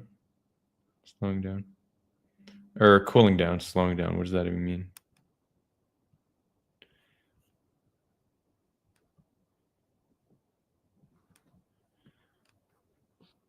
Oh, yeah. I mean, you're saying, Otto, well, if you can't comprehend the actual points, it doesn't mean your points weren't wrong. No, I mean, look, if somebody were to go point, so there's two things that can be assessed, or maybe three things that can be assessed from this debate. One is you just look at the factual claims we made. There's just, I mean, there's no comparison whatsoever. It's not even close in terms of who made more factual points. He relies on what Israel says is his source of information, while I do research using independent third parties, video and photo evidence, reports on the ground. I actually research this stuff. He just listens to Israel, John Spencer, and Andrew Fox. And you know, if anybody wants to take the time and do a fact for fact check, I mean, that's in that sense, it's not even close. The next area to assess is just who's making a better moral claim, right? Who's making more sense? Well, that's not objective, right? That's just a matter of opinion. You know, him saying anyone who supports Hamas is by default guilty and should be killed. If you agree with that, you're going to agree with him. Most people would recognize that to be a pretty morally depraved position, so they wouldn't, you know, they wouldn't agree to that. So that's one. You're assessing who was more factual, who made a better moral argument.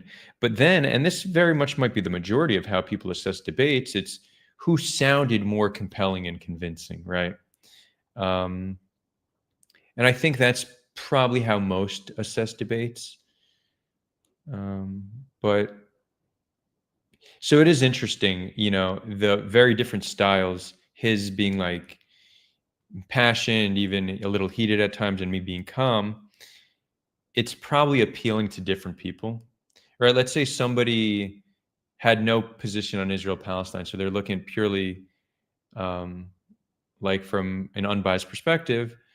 There might be some that are more convinced by the passion, and then others more convinced by just the calmer demeanor. I don't know, but viewers, let me know what you all think. Will I debate Tal Oren? Yeah, I'm in touch with Tal. He actually hasn't been taking me up on my offer to have a conversation, which is interesting.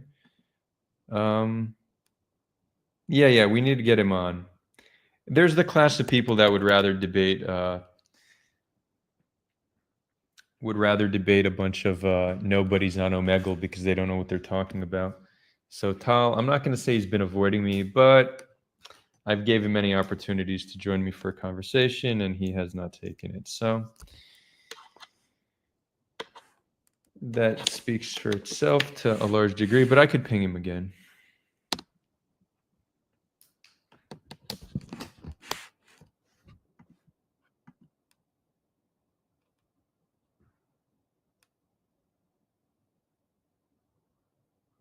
Mr. Adar, would you say that it is inaccurate to discern from your argument that you set a bar which you believe is impossible to meet, but are asking Israel to meet that impossible standard?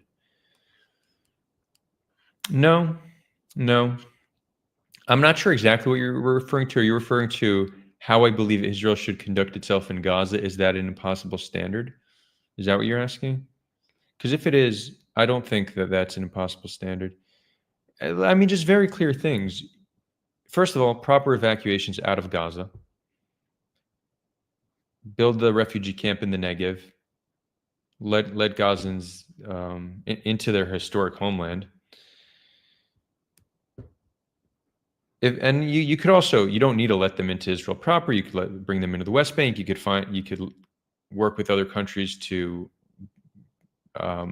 let them out if you're going to give a guarantee that they could return. Just proper evacuations. You can't leave a civilian population inside and then just flatten the city on top of the civilian population. So that's one. That's an obvious one.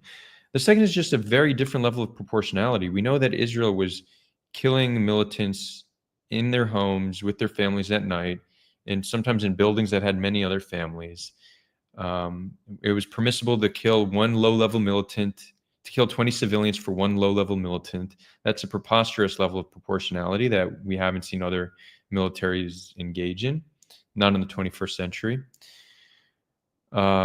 Dismantling of the healthcare system, right? There's been a systematic dismantling of the healthcare system. It's at less than 50% capacity at a time when it needs to be at 2x capacity. That's intentional. Why do we destroy their water system? Pipelines, salination plants, pumps, wells, right? That's a choice. That's not a necessity. Not letting food in for many months, limiting aid coming in, it's a choice. So again, this is not an impossible standard. What the challenge is, militaries will always value their own soldiers over the civilians of their enemy. That's just a very clear, that's not unique to Israel. Why would you sacrifice your own to save the civilians of your enemy? That's why we need international law and a system of accountability. Because if you don't, international law and a system of accountability creates an incentive for militaries to not just destroy civilian populations en masse. But so I wouldn't say it's an impossible standard. I would say maybe it's an unrealistic expectation for Israel to just do it out of the kindness of their hearts. But that's why I think the world needs to mobilize against such actions. That's why I do part of what motivates me, so we could raise awareness that this is a morally indefensible way to act, right?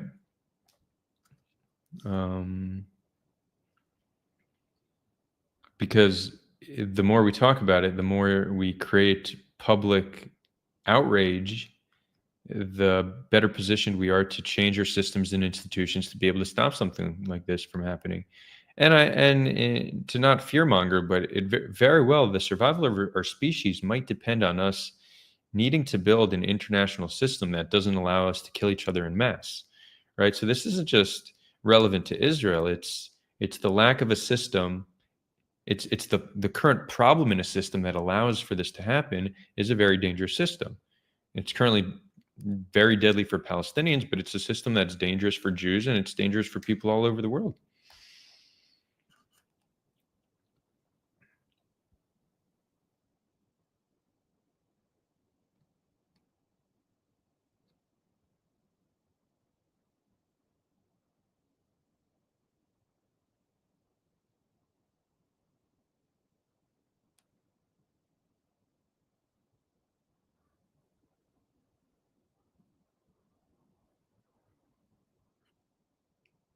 But I think that people with views this extreme, their presence in public discourse, it almost doesn't even need to be debated. It speaks for itself. It's showing how radicalized our population has become, um, in a way that's sad, but I guess informative to viewers. Now, let me even critique myself here, and perhaps you can make the case that I shouldn't platform very radical views, because I don't think Hillel is going to convince new people of that position. I don't. For example, I think I'm probably more likely to convince more people of to adopt a position closer to mine than he is to bring people to that level of extreme. Maybe that's my bias, but I think that's a far more likely outcome. But the self-critique is that when people see those extreme positions, it causes more hate towards Israelis.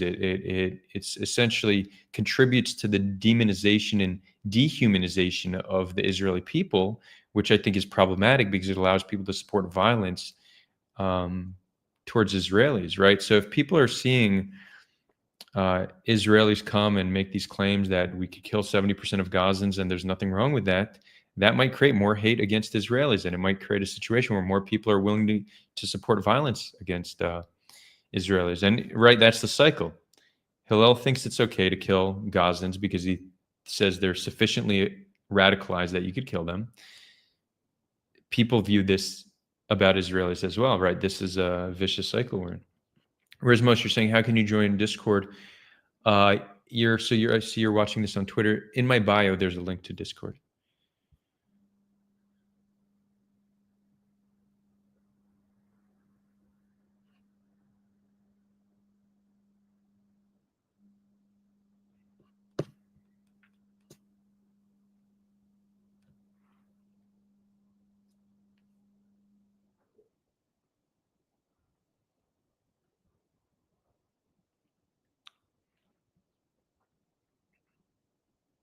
Let's see what else we have.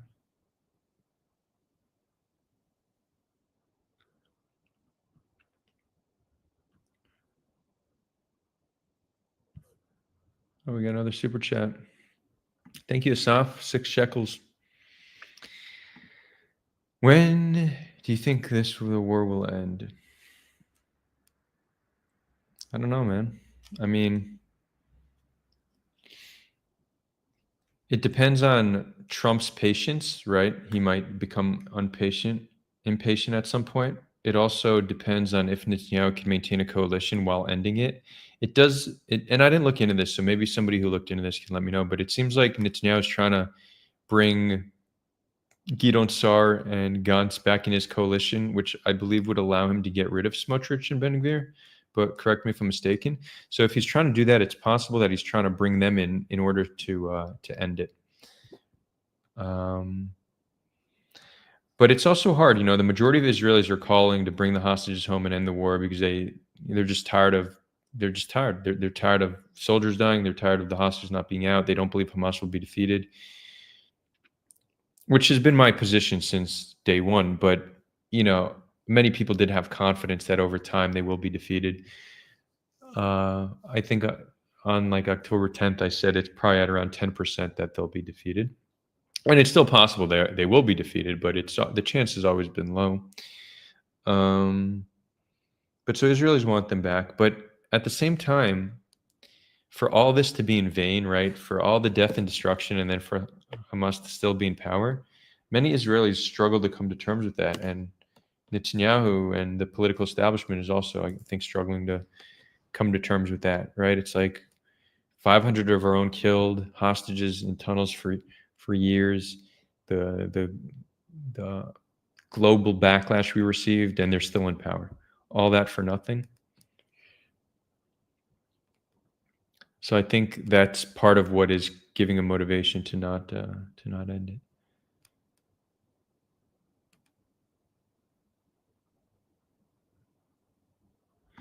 Jeff Dotson, you ask a good question.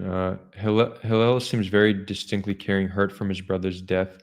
How much do you think this impacts his overall point of view?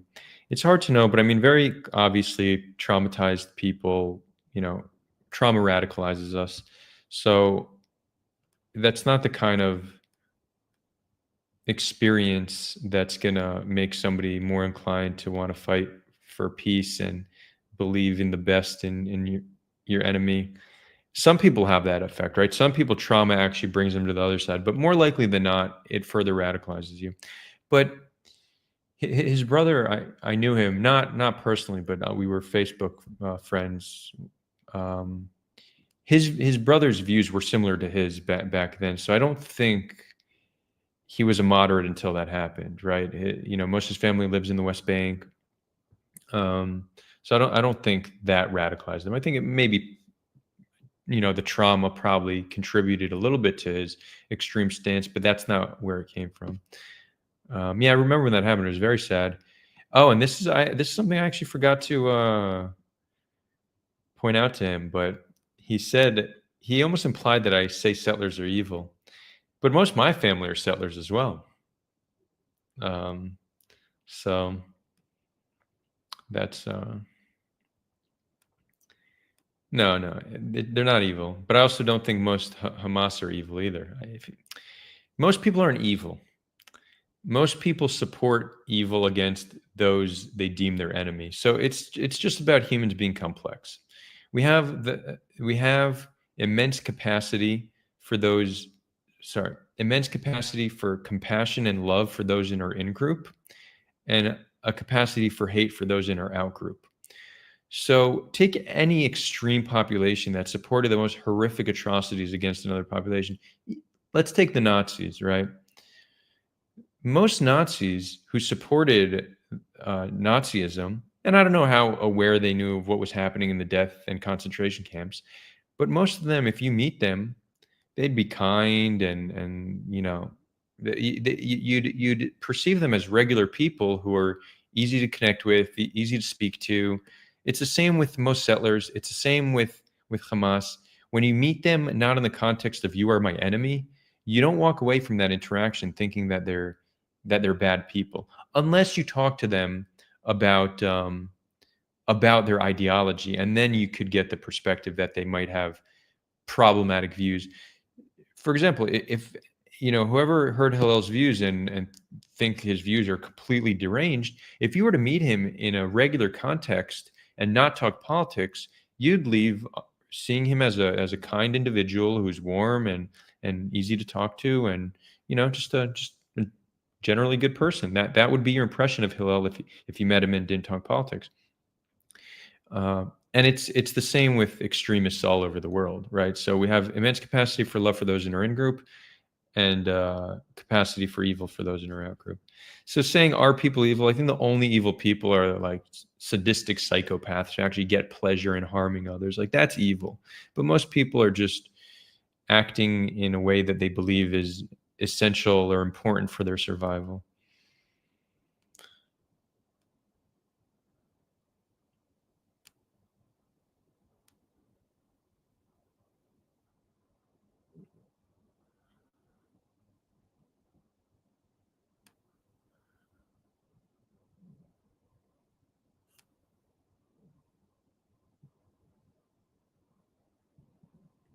All right, we'll do 5 more minutes and then we'll bring it over to Discord. If anyone wants to close it with a super chat, we'll prioritize that one. If not, we'll try to find one here. Yeah, for those new here, thanks for tuning in. The next stream, let's see. I don't know when the next stream will be. What's it? Tomorrow's Friday, so maybe I'll do a Saturday stream. We'll do a fun little Saturday stream, maybe a call-in show. Anyone can call in.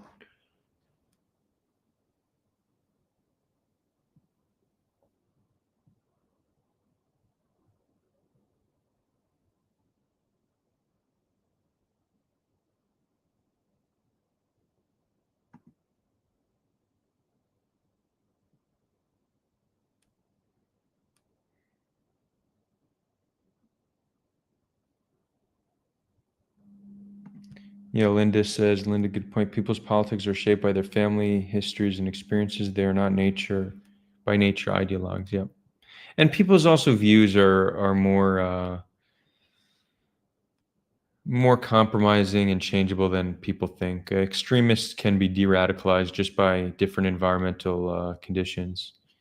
So if you have a peace on the ground and you have years with no violence and the beginning of a reconciliation program, and you talk to Hillel about, does he think Gazans are all guilty? His view on that would change, right? He will compromise if there's different situation on the ground.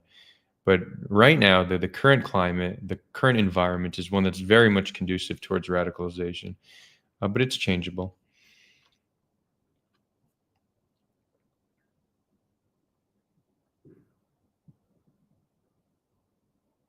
Do I support West Bank settlements? No, I don't. I think in an ideal situation, Jews should be able to live in their ancestral homeland, but I think now the West Bank settlements require a security apparatus that's inherently oppressive. So no.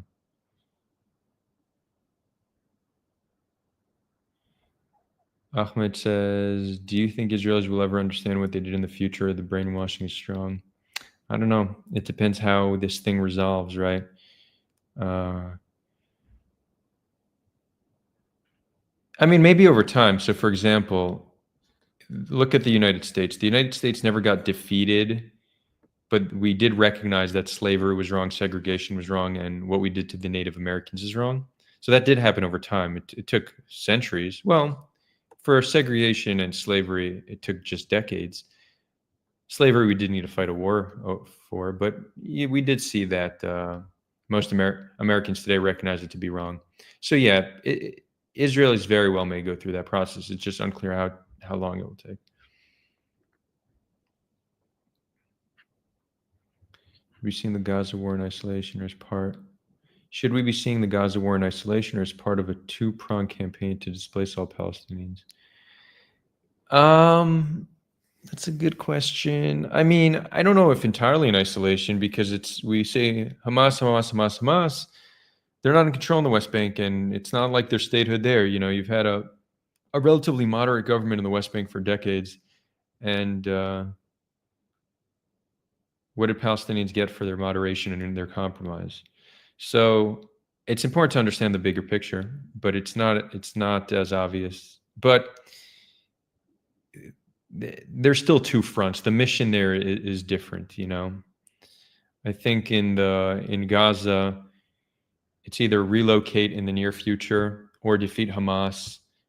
One of those two would be seen as a victory. West Bank is more like a slow expansion, building more settlements, killing any hope of two states. So it's a different strategy, but they're definitely connected to a large degree.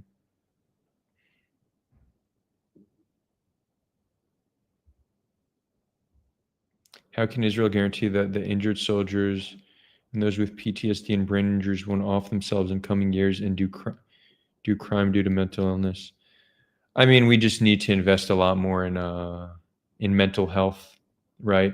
Suicide rates are already up; they'll continue to increase. There's probably no way to avoid that, but we need to invest more in mental health solutions. Maybe even start some kind of a psychedelic rehabilitation program. There are ways, but yeah, it's very unfortunate. Very unfortunate. Cool.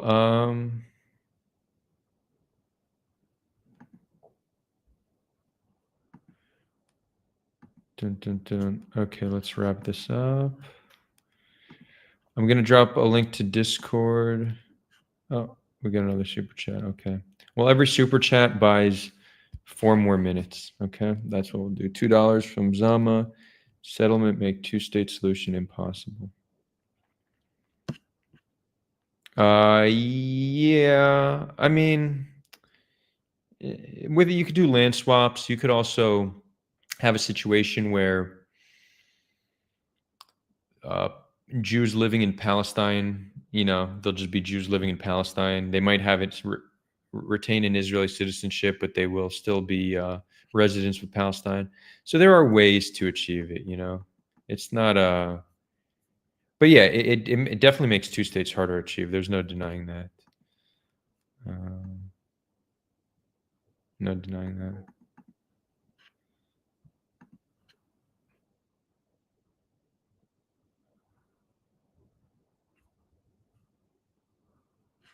Linda asked, to what extent does trauma in both national communities make the resolution of the conflict more difficult?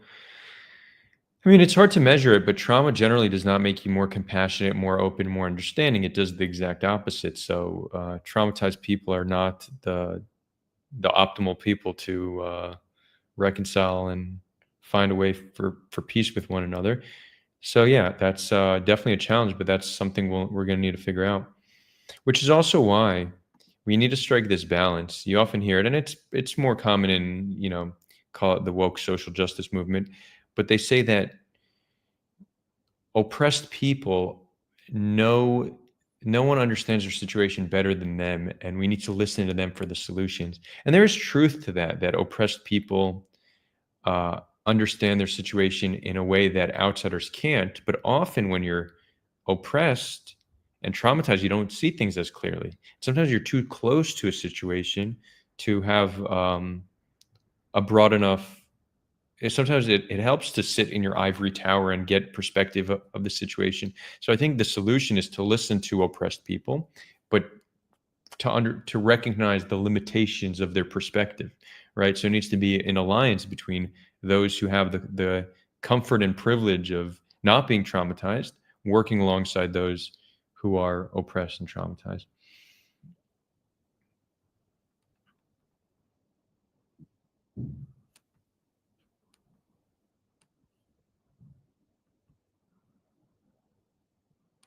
Okay, so here's what we're going to do. I'm dropping a link to Discord. If you're watching this on Twitter, you're going to see it in my bio. Here on YouTube, it's in the description. I just dropped in chat. Once you join in, you could join either the chill room or the lounge. We'll do two separate conversations, chill room and lounge. Chill room is more no fighting, hang out. Lounge is debating different things. So depending on your temperament and what you want to get into, choose the room. You also don't need to talk. You can just listen. And I'm gonna do another stream Saturday. So hope to see you all there. I think we'll do a call-in show. Anyone can call in, ask questions, chat, debate, whatever it may be. So stay tuned. And if you're new, subscribe, follow. Good to see you all here. And with that, signing off. Oh, now we got another super chat right on the final word, Dave. Okay. We'll give it a few more minutes. I made a commitment. Dave with €5. Thank you so much. Would Mexico not be destroyed if America experienced an equivalent sized terror attack from them? Yeah, so that's a claim we hear. I just don't know how you can measure that. The U.S. didn't do to Afghanistan what Israel did in Gaza. So that's one data point. I mean, what Israel did in Gaza is very unique and unusual. We don't have another example like that in the 21st century that's that systematic, that much infrastructural damage, that percent of the civilian population killed, that rate of children being killed, right? All of this is unique to Gaza. Now, you could say the conditions there are different, which they are, but people like to say if this happened in another country, they would act more severely. I just don't, I'm not sure. I don't know how we can conclude that. But yeah, I mean, most would probably respond pretty harshly. Yeah. I mean, it's not like the U.S. is the great model of how countries should act, right? The U.S. has committed, some of the worst war crimes of the 21st century has been by the United States and the 20th century, not just the 21st century. So the U.S. is a world leader in war crimes, right? So that shouldn't be our standard either. That's one of Konstantin Kissin's points. He's like, first principles, what would the U.S. do? Why is that the metric? That's not a good metric. It's possible the U.S. would also do something completely morally indefensible, right? That's not how you should determine if someone's doing the right thing or not. So hard to know, but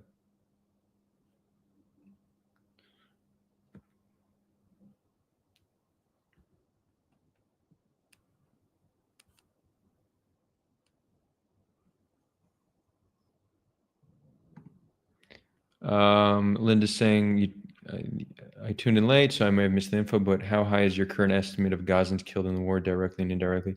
So I didn't get into the exact numbers. I just said around 5% of the civilian population has been killed.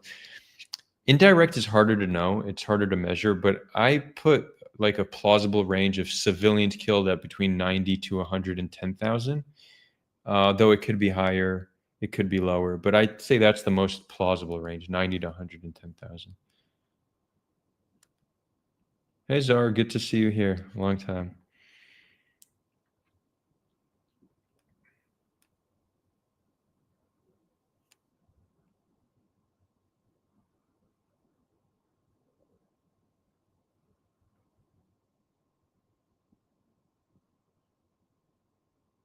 Cool. Awesome. Thank you all for tuning in. Again, we'll continue this in Discord. Much love from the Western Galilee in the beautiful land of Israel and Palestine. See you on Saturday. Have a beautiful weekend until then.